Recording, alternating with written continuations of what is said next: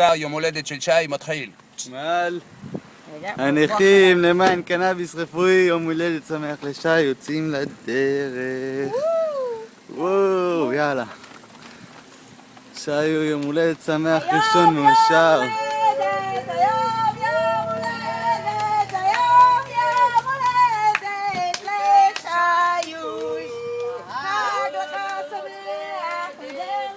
מה זה, שמו לו פרח קנאביס על הזה?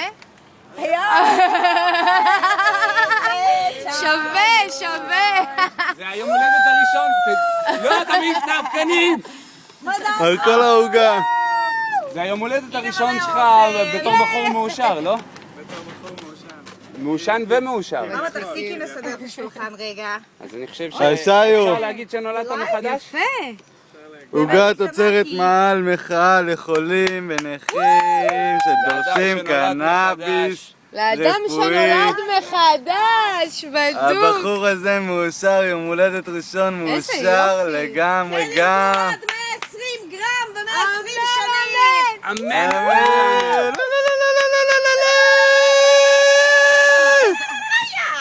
כולם מוזמנים לשלוח עוד ברכות ליום הולדת שמח לשיו היקר שלנו זה הלוחמים שיו, הראשונים שאנחנו שהקים את המעל אוהבים הזה. אותך. שיו, ויהיה שאוהבים פה עד אותך. הסוף ואנחנו ננצח. ילד שלנו. שאנחנו טוב, לי מותר להגיד מנסים ילד, הם לא יכולים. לעשות פה. נקודה.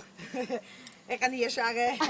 שיו אשריך יום הולדת שמח. מיקו, מה את רוצה להגיד לו, לאחל לו? אני רוצה להגיד לו המון המון מזל טוב. אז תקלי לשם, תגידי לו. ושיהיה מאושר כל החיים.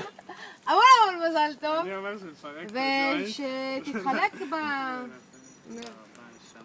אז מה אתה אומר, ג'וינטים או ראשים? כן, זהו, חבל על הנייר. ומה אתה אומר, מה עדיף, גראס או חשיש רפואי? אוקסיקונטין. צ'ילום. לא, אוקסי.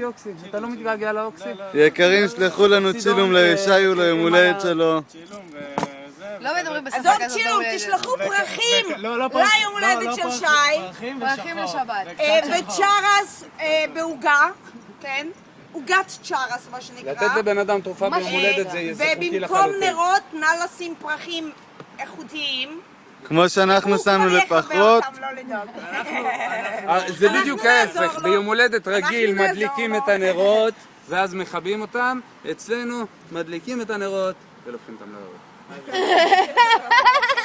שווה.